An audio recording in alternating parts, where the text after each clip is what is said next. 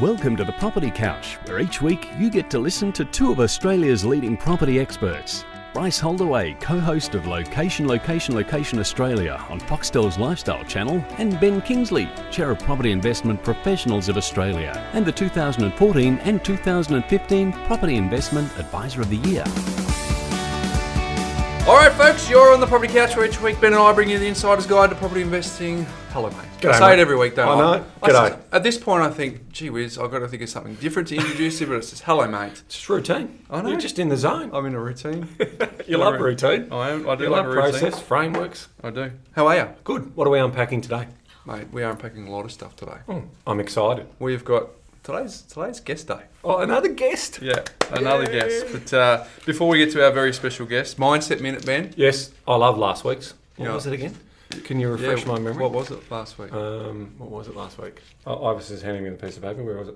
Oh, where the mind goes, the body will follow. There we go. I'm all over it, goes, mate. the body follows. I'm Did you play all golf during the over week? it. Did you go in the water? No. Today, Is that because when we're back still I'm start? just talking to the listeners because I know you're not listening. Yeah, sorry. You know I love a good Zig Ziglar quote. Yeah, I do too. Do more than what you're paid to do, and eventually you get paid more for what you do. Oh, just the wisdom. Hey, It's amazing. Think that through. I know. Do more than what you're paid to do, and eventually get paid more for what you do. So why is that important for the podcast? Because if people actually do that, and we know that time, income, Yep. target, and expenditure, there are four levers. One Yes. of them being income. Yeah. It's an amazing two things. If you have longer earning your income, or you earn more income, the exponential effect that has on the portfolio. So that's for people to ponder. Yep. This week, Ben. Go that extra mile Do- and potentially be promoted and get the income you're looking for. No one can really become a leader in any walk of life without practicing the habit of doing more work and better work than that for which they are paid. So there we go, folks. There you go, listeners. Give back. Ponder that. Do more than what you paid to eventually get paid for more. Mate, that was a ripper. I'll remember that one. That's a good I'll one. test you next week. Don't like clock watchers. I just like people who get in there and do their job. Well, we'll ask Nicole shortly, but mate, if we run a business, we've got staff Yep. and a team. You notice those people. Yep. Without a shadow of a doubt. Yeah. So there you go, folks. If you want to get paid more for what you do more than what you're paid to do. So today's very special guest is Nicole Faid. She founded Accord Conveyancing back in 2008, and she's been involved in the conveyancing business, Ben, since when? Take a guess. Oh, look, well, she's only 21, so maybe 4 years. I reckon she started when she was 4. So 1991. Wow. Yes, spot on. You've done your homework. I was in year 11. 14th of October. You're in conveyancing. Yep. So 14th of October. I didn't 14th know of that. October. My research hadn't uncovered Seriously, that. are you that old? You don't look a minute over 35. Lucky we don't have the cameras today. Oh, there'll be a photo. Don't worry, there'll be a photo. Yeah. Social media will see Photoshop. you. What's your Photoshop. secret? You do exercise a lot. Doing- You've yes, got that- exercise You've got your and yoga classy things. Pilates. Pilates. So I Yeah, do yeah. do Pilates, but I also have a good work-life balance. Oh, well, there's lots to delve into, Ben. Oh, so are you like him and just eat grass and all sorts of different things? Oh grass? my God, I don't eat grass. Okay. Captain Pie and Chips over here doesn't understand the 5 food groups, so he just 5? so he hooks into me. Officially, welcome to the couch, Nicole. Yes. Thank you. It's great to be here, guys. What is your secret? What is my secret? Just look after myself. You're a veggie? Nope. No. But I don't eat a lot of meat. Oh, okay. I do eat fish. You're a pescatarian? I'm trying to be a pescatarian. For But those meat's listeners, just too good. Is that the deal? Well, it is. Sometimes, I might have a steak once a month. Oh, and there we go. a chicken Feel great. maybe once a week or so. But I try and stick with, tuna and some fresh fish from the South Melbourne market. Oh, Oh, no Very better good. place. So, I've thrown you, haven't I? We're off talking about diets. We're all talking about diets. This is a property podcast. mate, I haven't had enough grass this morning, mate. So I don't have the energy for it. So, but conveyancing. Yes. Let's be honest. Not the most sexy word in the world, but it's something that you're passionate about and something that I can tell from experience you're very, very good at. What's the backstory as to why you got involved in conveyancing? Well, when I started in 1991, I was working in real estate. And I actually wanted to become a selling agent. And so I did my sub-agents course, which was 50 hours back then. Good old agent. Did it at RMIT. Yep. And then my bosses at the time, I was in Moonee Ponds, sent me out to do a few open for inspections. And the first one was Derby Street in Kensington. And if I sold it, I was allowed to take a small slice of the commission. So the house did sell for $45,000, and I had a builder client that bought it.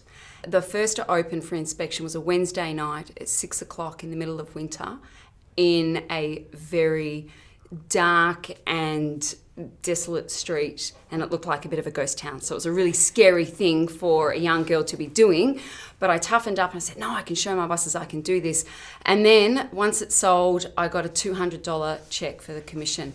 And I realised this is not what I want to be doing for $200 for putting in more than what you get paid for, because I couldn't see that virtue. Couldn't see the virtue of that coming back to give me, more in the end. So I decided I would go into the next best thing, and it was my boss that advocated conveyancing. He said, why don't you do this? And then he goes, why don't I just set up a couple of meetings with some lawyers that I know?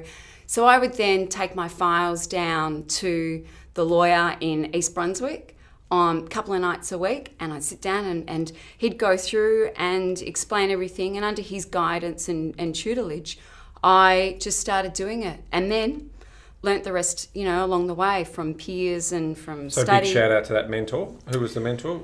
The mentor, he's no longer practicing. Oh, right. To jail. For those listeners who couldn't see that, we had a bit of head shaking, but perhaps... Okay, so...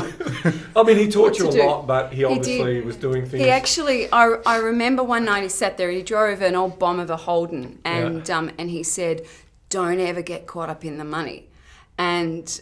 Well, I don't know many millionaire conveyancers, so I'm not sure how he thought I could have got caught up in the money. But that resonated with me, because I've never been about the money. And if I was, I'm not sure that I would be in conveyancing. No. But you give overs. There's no doubt about your time and effort and the value you put to the table. So you've gone off. Did you start your own? So when did Accord open? So I started that on the 14th of October 1991. I went and registered it, the name Action Conveyancing with Consumer Affairs or Business Licensing, probably back then, and operated under that name for about a year and a half, and then changed to Faid Conveyancing, which is my surname. And I ran that business from the 14th of October for 11 and a half years. And that's still going now, but you're not a part of it. No, I sold that. So that would be 2000 and... Something? Two? January 2002. Oh, look at you pull out the dates. When I had settled, and we had a 3-month handover period, and then I took 6 months off. But, at that stage, I was working close to 7 days a week, working, 10, 12-hour days. In my 20s, easy to do. You're kind of married to the job. But I moved my office out to Taylor's Lakes, which was all just farmland, and the business grew exponentially. Alan Bond subdivided that, didn't he? Yeah, but I think that was at the stage, that was in the 80s, and then some other developers came in and took over, a couple of two different family groups, and then they subdivided thousands of lots thereafter. So the lots were selling in Taylor's Lakes for around $40,000 to $60,000 in those days. Big bucks. I'll take Which was big bucks. And, we'd see a few that might be in the 30,000 smaller blocks and that. But they were traditionally bigger size blocks, good for families. And then, you were close to the freeway. So you had good access in terms of the travel corridors into the city. And it wasn't that far from the city. So I stayed there for 3.5 years, and I was introduced to the group at Oliver Hume, and they had their land estate out there. So through their support and others in the area, and just local people in the area, the business increased threefold in the first year, and then it saw the the growing of the business. So staff came on board, and by the time I sold it, I was pretty exhausted, because you just feel like you're so committed and attached to this thing. I did liken it a bit to a bad marriage, where you've just tried to reinvigorate it as much as you can, but in the end, you've just got to let it go and part ways, because you're just killing one another. So I needed some time off, and I took 6 months off.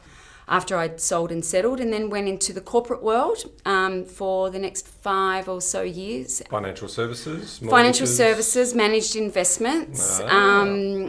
So very, tax-effective investments. It was fairly complex, and it was at the top of the peak where people were investing a lot of money and they hadn't quite yet lost it. And then the GFC started to kick in.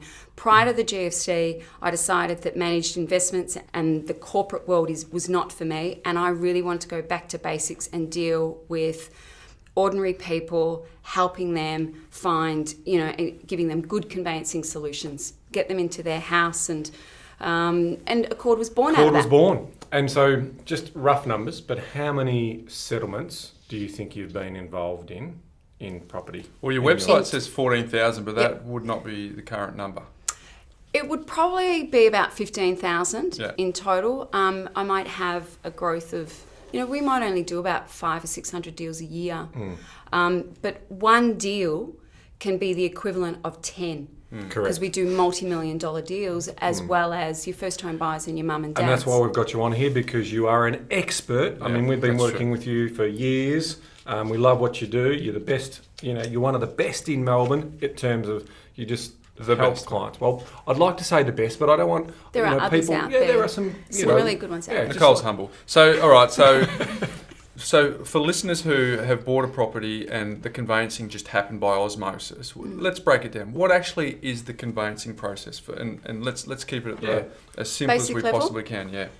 It is the transferring of the legal ownership on a title deed from one person to another, and doing a set of searches along the way to ensure that you, as the buyer, start with a clean slate on the day of settlement and do not inherit any of the taxes, debts, charges, encumbrances. Okay. So that's a good way. So what are the obstacles you face on a daily basis? Because let's be honest, that sounds really simple on paper. Let's put the title in from someone's name to another person's. Yep. But in practice, there's road bumps along the way. What are typical road bumps for a transfer?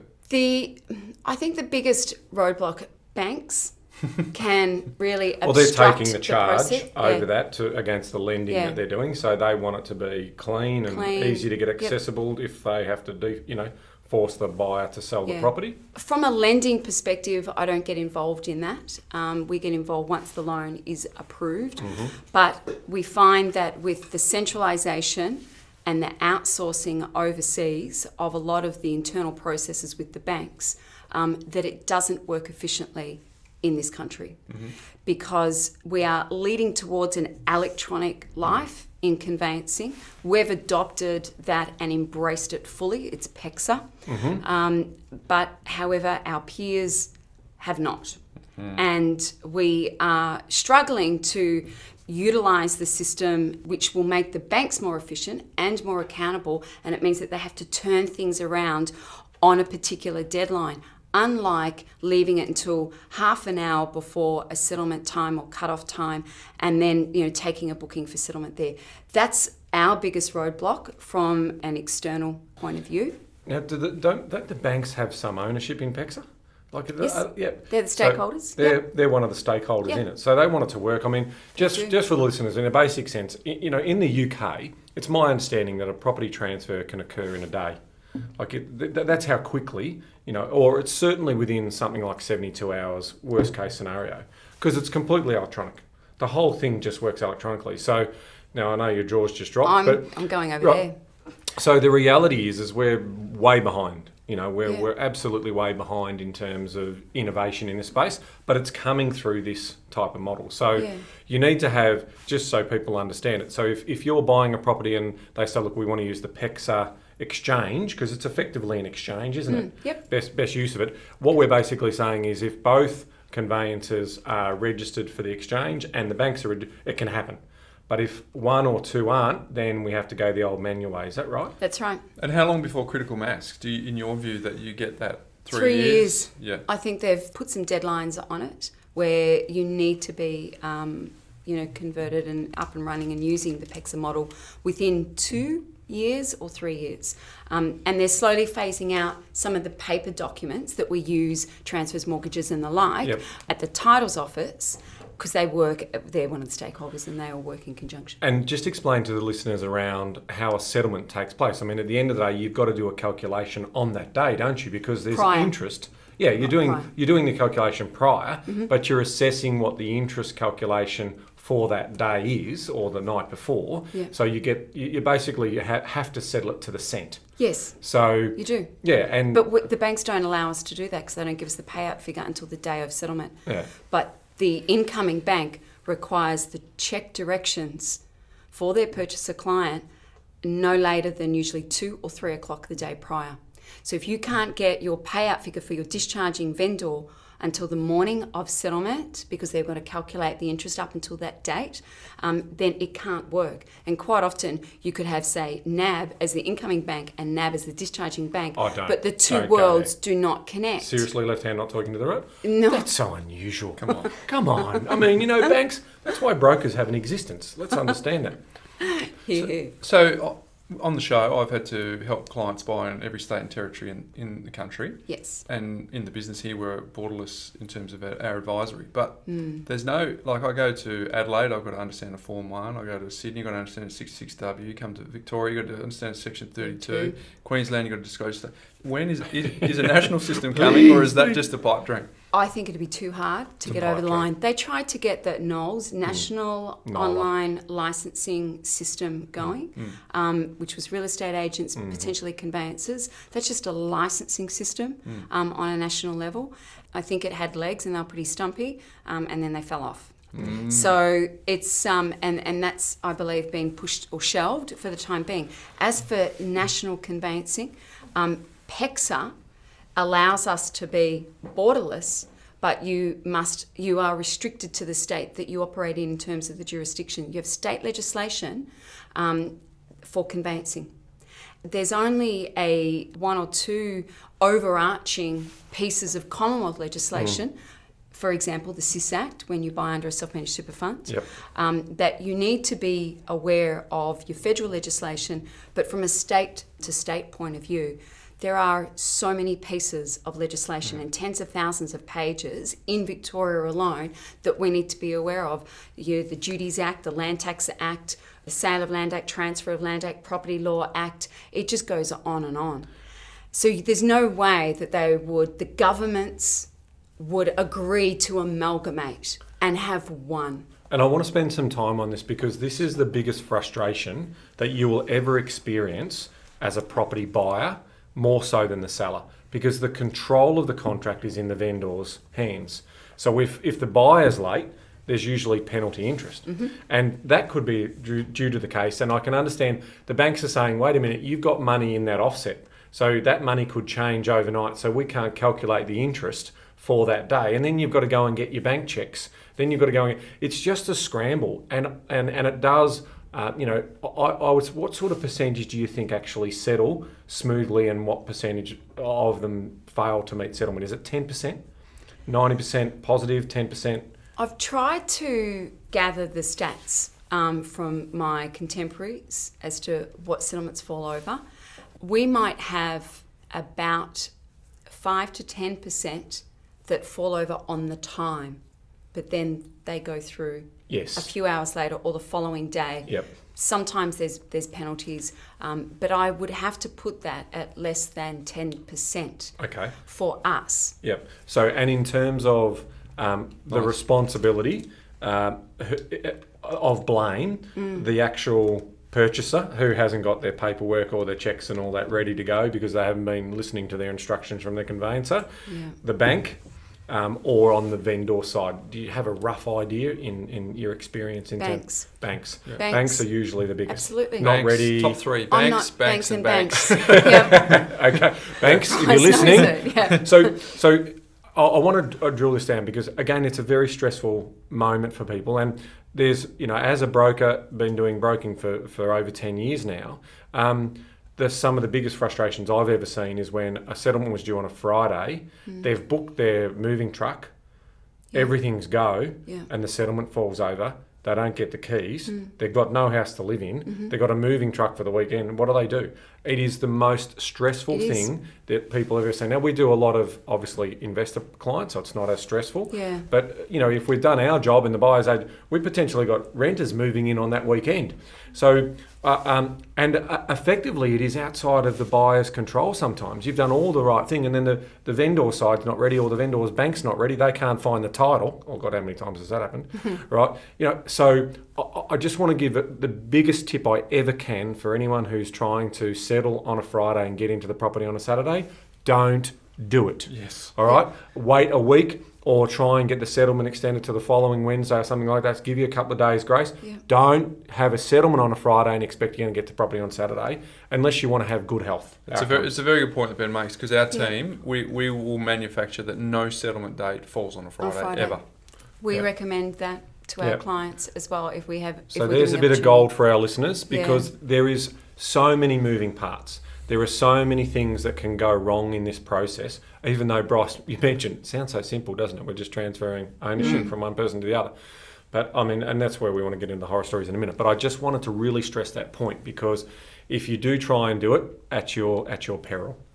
Yeah, no, I agree. What happens on settlement day? In the manual world? Ignore the fact that you've got 12 to do in a day or 3. Just with one person selling. What happens for you as a conveyancer getting that done? Prior to that day, all of the checks and balances have been carried out. Both vendor and purchaser have agreed both to the balance of monies payable, and that includes the adjustment of the outgoings. And they include council rates, water rates, owners corporation levies, any special levies possibly, land tax if there's land tax applicable, and there are some other ancillaries that come into play. We've agreed, so as the purchaser, we submit that statement of adjustments. The vendor confirms. They then provide us with a breakdown of that money, and the checks are payable to however many people that they so choose. Out of your trust account? Well, it might be in our trust account. So some of the delays that we experience with the banks, we've got better at anticipating that. So we will say to our clients, if you're discharging, we won't get your payout figure until the morning of settlement. So we're going to give your bank $500 as a buffer, or $300 as a buffer, or $200 a buffer, depending on the size of the loan. And then we have a surplus account ticked on the authority that the bank knows that once it's done its adjustments of interest, it will then put that $200 or $300 in, because it's not enough then to break the bank for the client. Yeah, or cancel the So settlement. we anticipate that. On the purchase side of it, if we can't get the deal in PEXA, which is a seamless, almost paperless transaction, and you just click the button, you don't have to leave your desk, then we still go through the manual system, which is the vendor on the day, along with their mortgagee, attends their place and time. It will usually be at the discharging bank's venue or their agent. We will go and settle there. We as purchasers come along with our bank. So there's usually 4 parties: discharging bank, incoming bank, vendor's representative, purchaser's representative. Vendor hands over a series of documents, title or title deeds, a couple of other documents, a signed transfer and a good statement, and then the bank hands over the discharge of mortgage or discharges of mortgage. If there's any caveats, then there's caveators handing over withdrawal. We check those documents. We check everything, all of the volume and following, the title reference, the names. You cannot have one letter out on one document. Settlement will fall over. So you've done all of your checks and balances first. So by the time settlement comes along, the taxi driver could do the settlement in theory. You've got a checklist. Make sure that these documents look like this. Make sure that the checks look like this. Once both parties agree that the documents are identical with what they expect and the checks are identical with what they're wanting to receive, settlement takes place. In a great world, it takes 10 minutes. Per settlement. And then you ring the client, congratulate them. Yes, let the agent know. Yep, let the agent know. Obviously the vendors, a party would also let the agents know. Yes. to confirm. In other words, And don't give release the keys. the keys too early until the vendor's got their money. That's right. And away We we go. have had some agents hand it out to our purchaser because they felt sorry for them. Oh, that's nice. Last week, Oh, that okay. happened. Well, Yeah. good on that agent for doing the right thing. So- Probably didn't tell the vendor. No, he didn't. Bad on that agent. I'm happy Bad because it was my agent, bad client agent. who was getting the keys. Yeah. Settlement's on the 3rd of early April. We're miles away wow. from settlement. So for our listeners, they're about to engage with the conveyancer, and it sounds like the strength of the conveyancing practice comes down to how strong they've got that checklist to make sure that they've thought things in advance.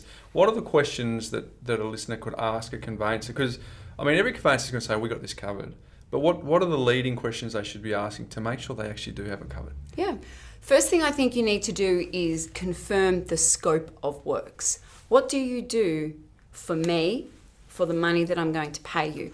So where a conveyancer or lawyer offers a fixed price, it's usually a fixed static service. We'll give you 3 or 4 things.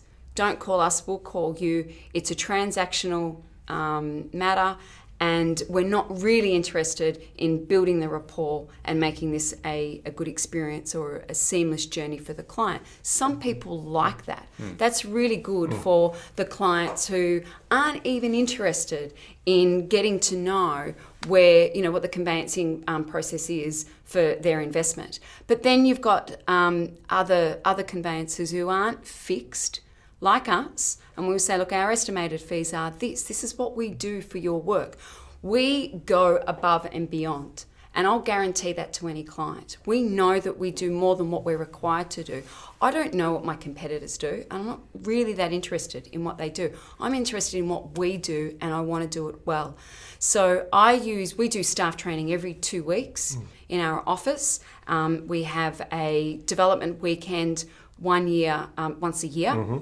And we pick the pieces out of legislation and sit there and go through all of the... Wow, 'cause I what know. an amazing weekend. Can I get along to that Conveyancing- conveyancing little conference with you? You What can. a- Last 2 years was in Dalesford. It was fantastic. Oh, Don't worry, he then a spends his time watching Then a quality pampering matches, session so- afterwards. Is that what happens? And yes. But it's important to note, so that you're absolutely right. There are the sort of minimum effective dose type conveyancers who it's all about price and it's all about volume for them. Yeah. And then there's specialists like yourself and plenty of others out there who do see value in the work that they do. And trust me, when it goes wrong, that's when the what you're value paying for. kicks in. Yeah. So we all love to have seamless transactions. Well, we were just talking about one before we started this podcast today, and there was classic cases of subdivisions not going in, the garage is in the wrong position, they now have to put they have to do a crossover. I mean, it's all that type of stuff, off the plan purchase that you got money waived. I mean, all of those types of things is what you pay for. You get what you pay for. It's the classic case of pay peanuts. Get monkeys. Pay a reasonable fee for the professional service that they're doing. And if they're specialists, we always, focus in on talking to specialists. That's the best way to do it. OTP. Yes. Off the plan contracts. Yes. Shutter. They are they're massive for a Yes. start. And a couple of things. What are some of the things that you see when you're going through off the plan contracts? And we get a lot of people reaching out to us. They listen to what we talk about here on the couch. And they say, hey, look, I may have gone down this path. Potentially, I may not want to go down that path anymore. Is there a way to reverse out of this situation? So why are the off-the-plan contracts, so for the benefit of the listeners, why are they so thick? And 2, have you seen many cases where people can actually get out of them? Okay, so as to the first question, why are they so thick? The bigger the contract, I will say, generally speaking, the better it is for transparency reasons. Sometimes what's not in there is what will catch you in the end. Because then it's really just subject to the vendor's interpretation or opinion or desire to do something. We've seen the best and the worst out of the 15,000 transactions over 20 years, because off the plans have been around for a very, very long time since they introduced the duty benefits. I have probably handled close to around 4,000 out of that figure. I have had around 20 in total where people have lost their deposits, and I've only had one that I can recall in the last 8 years, because I can't recall my first business, but I had one where the deposit was refunded. But that's because they bought well in a small boutique development in Elwood, a very good developer, and the price had gone up. Yeah, it's in the developer's best interest. Absolutely, yeah. Well, So an extra the 70,000. sunset clause? Well, Pardon? Did they call in the sunset clause on the No, development? Or no. So Because that's the example I've had the other Yeah. way for the developer, where the sunset clause is actually initiated if the Yeah. titles weren't, I think it was the 30th of June 2005, if the Yeah. titles aren't issued, either side has the right, so they the exercise purchaser their right. has the right, just to clarify, and that's set in case law. Now, I'm going to say it's Clifford Nominees, but it could be another one that I was thinking of. But one where that would be 2010 or 11, where a developer, and I believe it was down in Geelong on the beach, decided to extend the sunset clause and force the purchasers to accept the extension of the sunset clause. i.e. the higher prices. No, No, it's just actually extend. He gone hadn't the other way. completed. He hadn't completed. Because that's my experience. The developer wanted to initiate the sunset clause because they used the buyers early to get the finance to get it out of the ground. Yep. The market had moved, and they thought, well, we've missed an opportunity here. Let's get these buyers out, and then let's sell it for the extra $70,000-$80,000. And that happened a fair bit in Queensland. Yeah. That was, and they've done a lot around trying Yeah. to protect Yeah. more people with that sunset clause, because that was rife in the early 2000s. Yeah, So- mid 2000s. Yeah. Since the verdict, the judgment came down on that case, developers now, along with their financiers, extend their sunset clause from the contract, from the jump. So instead of it taking, if they believe it'll take 18 months to build, they'd give you 3 months usually in a sunset clause, they'll give you now 4. And their financiers won't budge on that.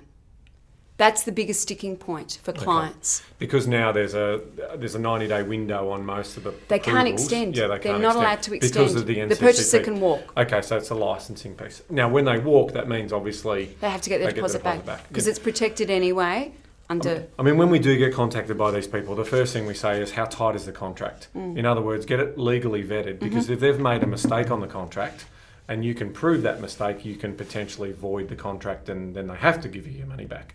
It's normally the other way around, as you have said, where they just can't settle. You know, they've bought an overinflated value and they've lost their deposit.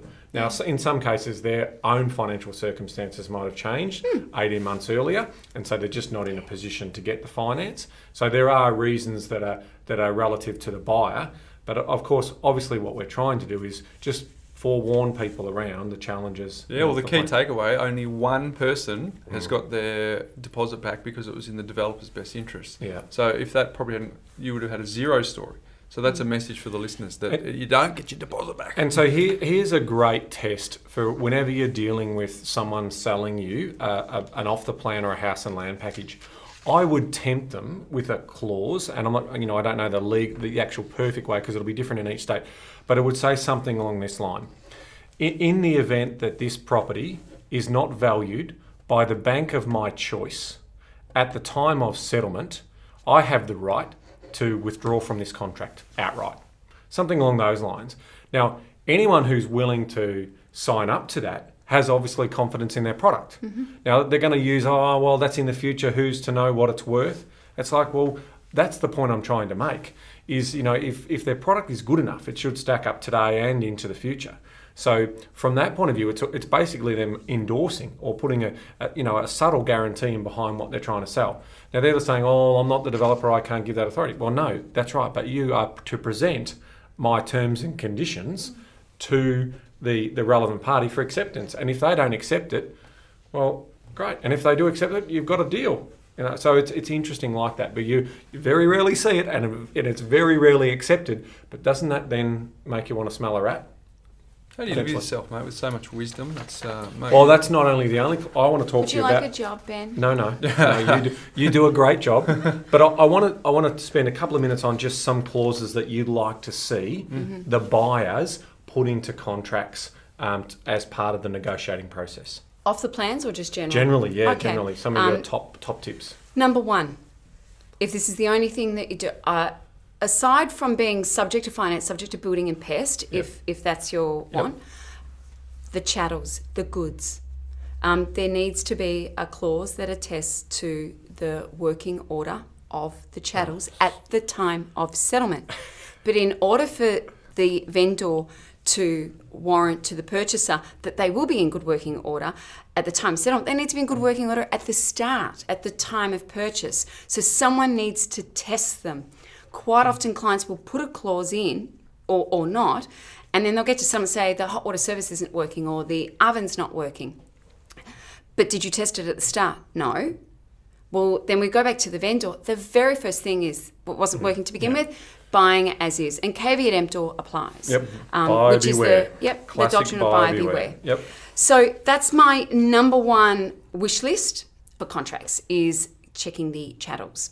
The other would be that in the event that something is not in good working order, you need to have an action or a consequence to that. And that's where the clauses aren't drafted properly. We get contracts time and time again come across our desk where an agent has written a 2-line clause in a contract thinking that he's allowed to. Now, I believe that under the change of legislation when we came to the prescribed contracts, that estate agents are not allowed to draft special conditions, but they are allowed to complete the contract and to put in those certain conditions that are standard and general in most transactions. Finance, subject to building and pest. The second clause is the building and pest needs to be drafted by the purchaser's representative. It needs to have legalese. Any special condition needs to have legalese to it.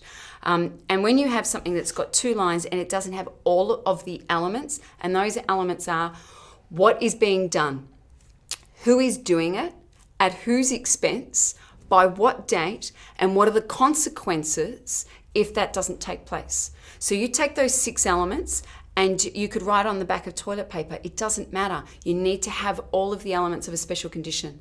And that's why you must go to a properly qualified conveyancer or lawyer that can draft these conditions with your objectives in mind.